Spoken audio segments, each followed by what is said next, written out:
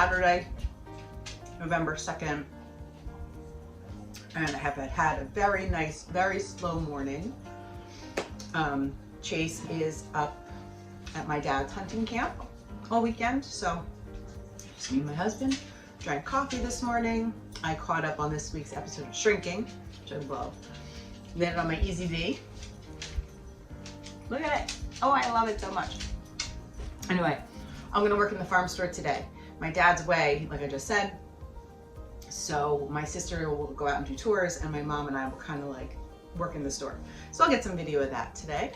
And I wanted to show you guys yesterday, I had bananas that no one ate, so I thought, well, I might as well make banana bread. And I follow a blog. I'll have to look up the name of her blog. I really enjoy it. She's up in Vermont.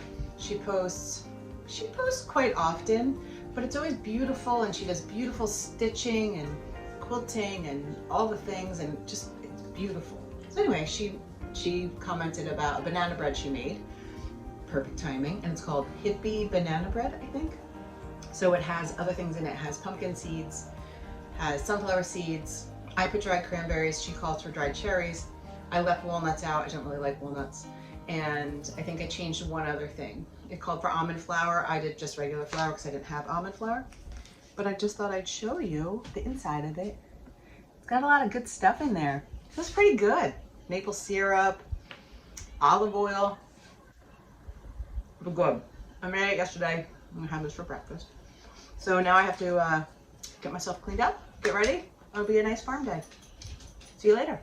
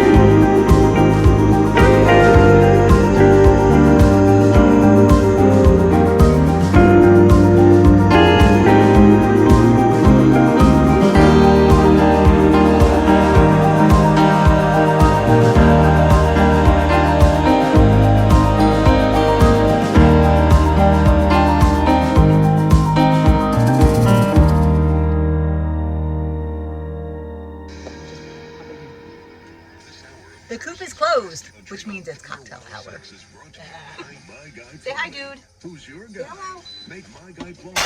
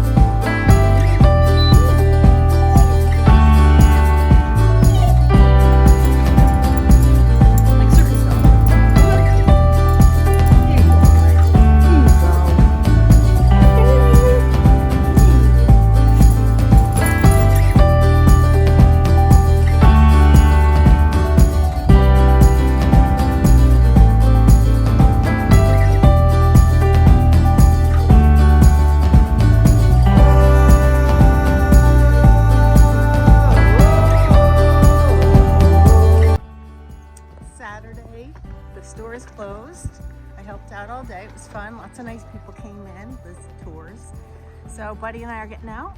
We're in Spring Lake. We're heading up to the beach for a quick little walk before dinner time.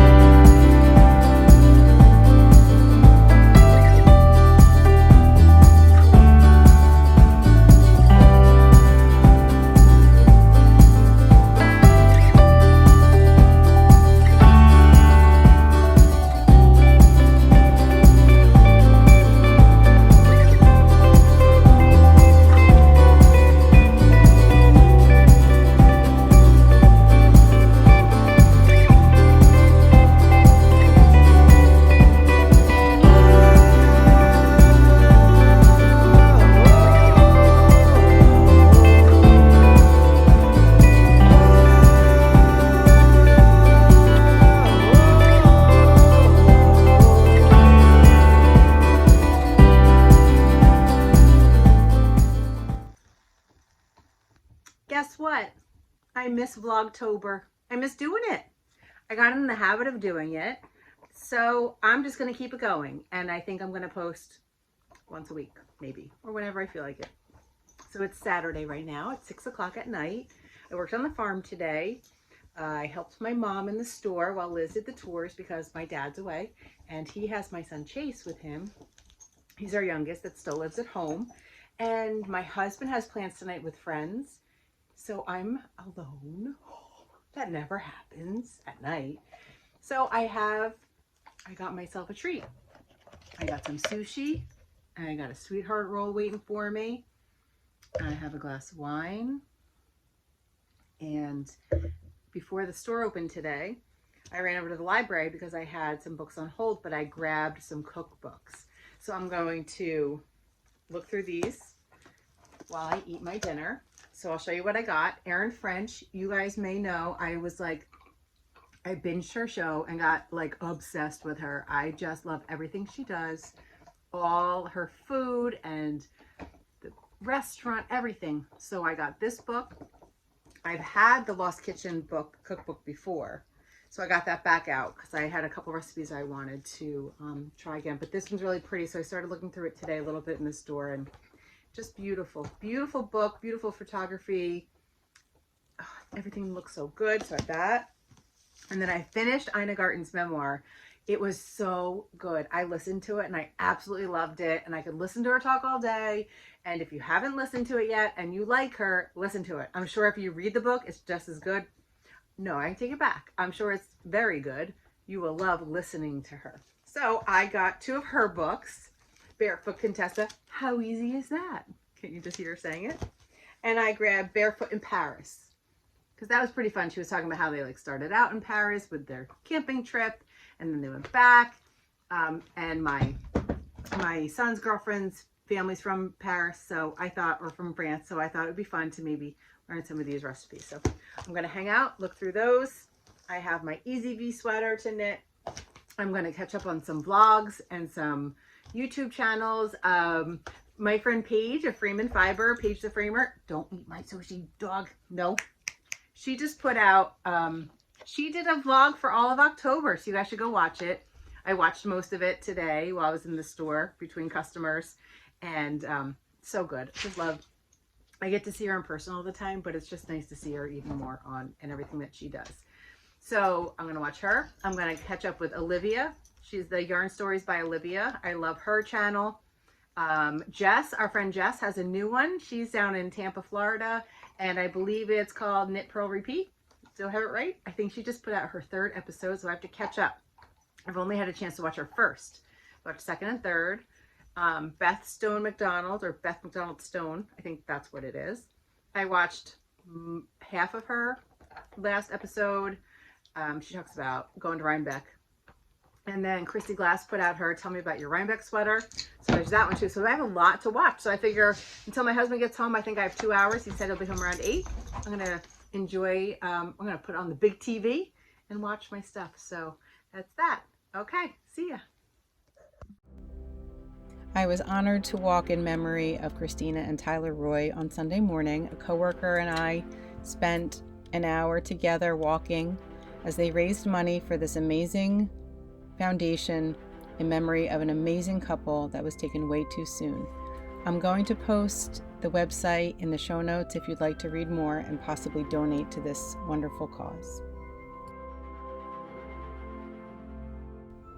I thought I would read the blurb from the website. On October 15th, 2016, Christina Salenza and Tyler Roy were married. 563 days later, on May 1st, 2018, they walked through the gates of heaven together. The Christina and Tyler Roy Foundation was set up by both the Salenza and Roy families to honor the lives of two incredible people who were taken from us too early in a senseless act of violence. Our wounds run deep, but we wish to make a difference in this world in their name. Tyler and Christina had kind and generous hearts. They always sought to make a positive impression on everyone they met. The donations we receive through their foundation will continue their kind and caring legacy. Just like they did, we will strive to positively impact and improve the lives of those in need.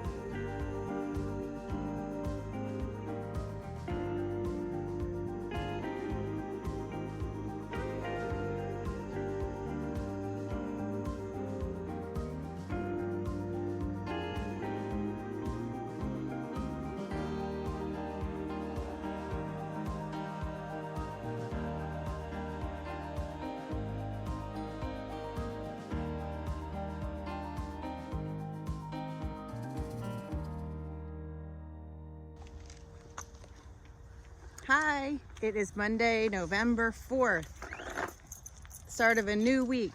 Buddy and I are taking our nice morning walk, just dropped Chase off at school. So I have a question for you guys. I am a coffee drinker. I love coffee. You know coffee. I mean, I don't know coffee, but I know what I like. I know how I like it. I know what brands I like. I've been drinking it for years because I started in college when I couldn't stay up late to do my schoolwork. But I would like to try to start drinking some tea. I find that before bedtime, I want something warm and cozy, and I'm having trouble sleeping, and I've read that tea helps at night, or a bedtime routine, I'm a little baby, like a little kid again. But I don't know tea, and I try things and I don't like any of it, and it's like brown water to me. So I know a lot of knitters and crafters enjoy their tea. So I'm gonna ask you guys if you have any recommendations. Just to give you an idea, honestly, I don't even know what I like. I like the lemon zinger tea. It's like lemony and like has that hibiscus. I find that I like stuff with hibiscus. My sister has a chai tea she likes, and I'll drink it. It's okay. I also don't know, like, do you put half and half in tea? I don't know. So if you have any recommendations, can you let me know? Thanks. Thought I would share with you with a couple things I'm reading right now. I finally had time to sit and really read this. I'm almost done. I like it. I don't love it, but I like it. Yeah, I'm almost done. Spent a lot of time yesterday afternoon reading. Then my eyes got tired, so I had to stop. But yeah, getting there, right? So that's for my book club, and that meets in 2 weeks. So I need to finish this. But yes, I am liking it. Okay, I'll just say that. Then I went to the library this weekend and picked up a Big Heart Little Stove. And I tried yesterday, I made her, let's see, I'll show you the recipe. I made this, her Graham's clam dip. I made that for our football Sunday, and it was delicious. I would add more clams next time, I think, but it was delicious. We have some left over, so I saved that in the fridge. It says it's good for a few days, and I'm gonna have a little snack later, but the photography is just beautiful. Oh, look at it, gorgeous. So that is what I'm reading this week.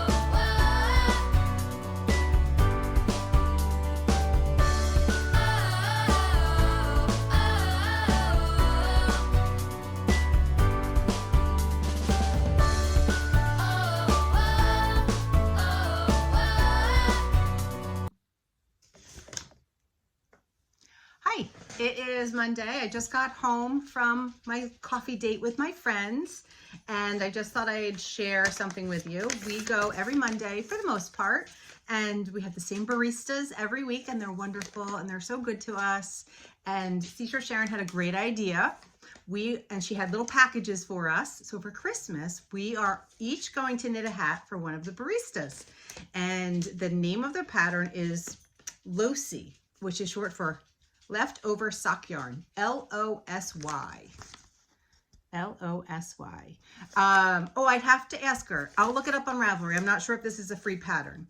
But it's basically a Knit 3 Purl 1 hat using 2 sock yarns held together. So these are the colors that Seashore Sharon gave to me. Aren't they nice?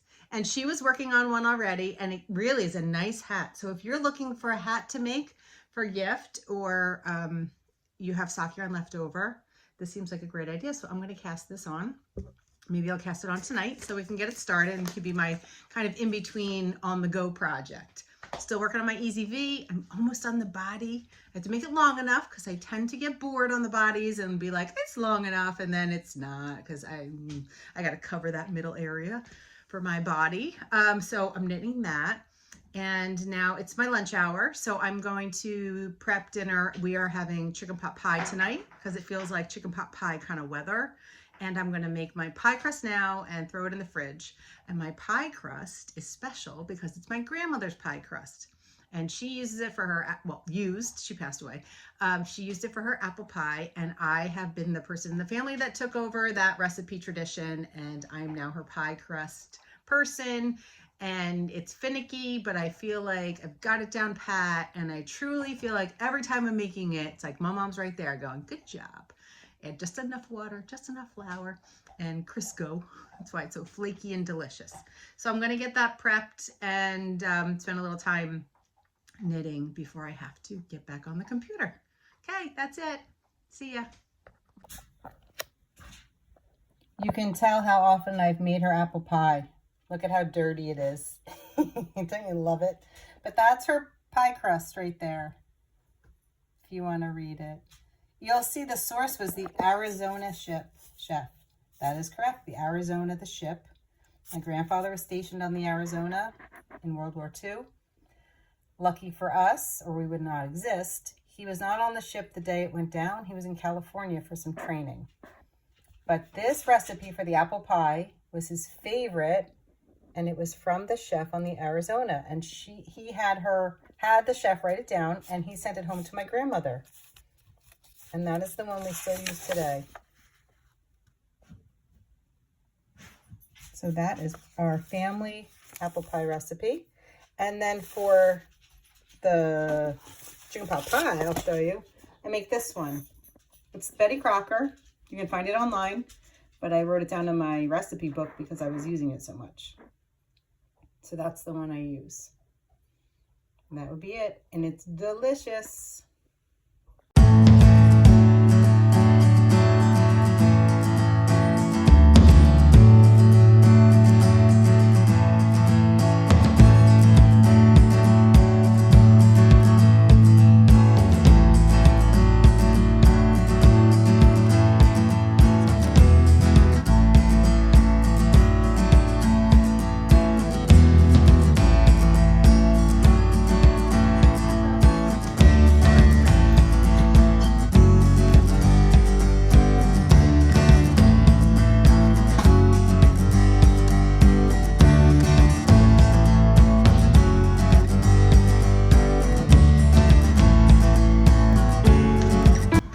Hi, it's Tuesday, November 5th, right? 1, 2, 3, yeah, it's election day.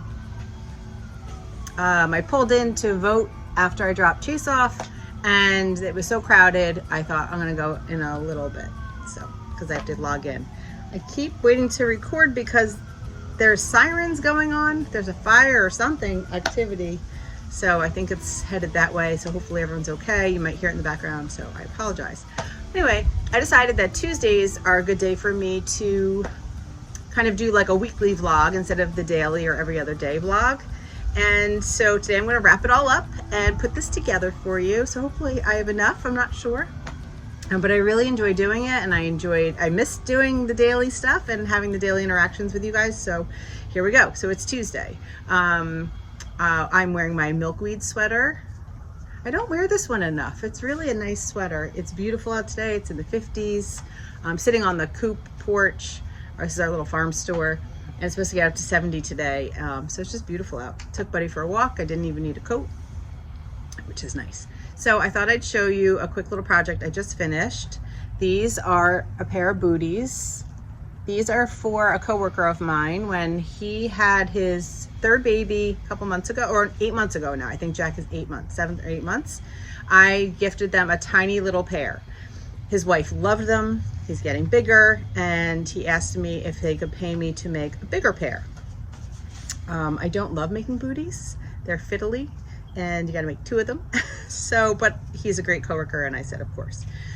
But I realized when I first went to make these, way back when, I made one, it was way too big. So I just saved it. And then I made another pair. It just made them smaller. So I still had this one, and they asked for like neutral color. So I was like, perfect, I have one.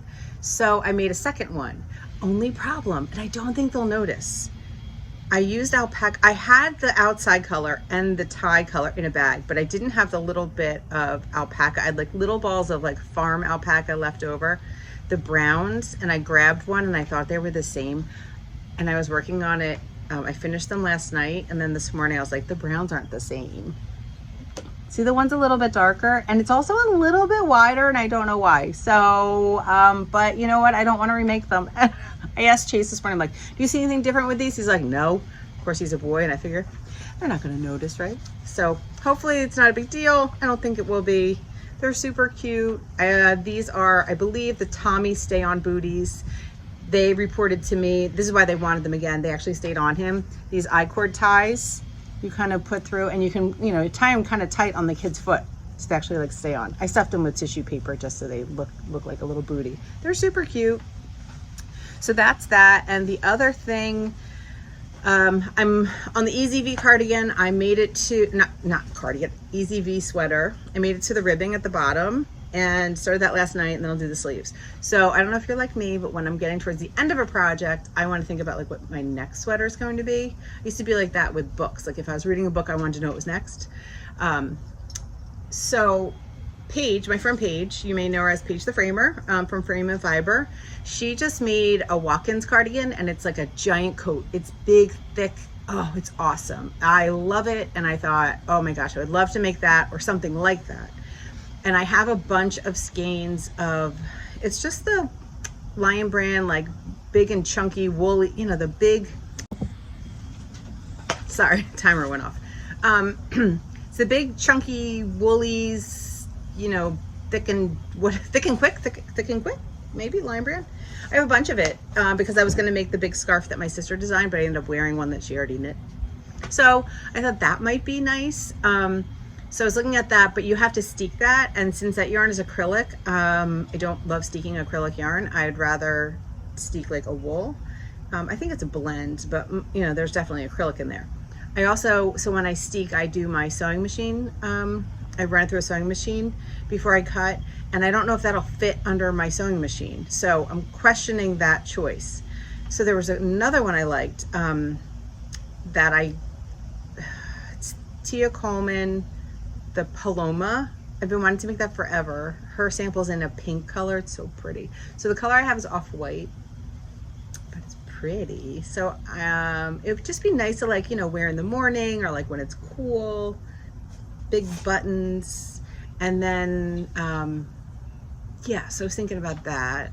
So if you have any ideas of like a big, like kind of like a coat, but you don't want to be like a bathrobe when you wear out of the house, you know what I mean, like that in between, if you have anything like that, let me know. So anyway, I think that's it.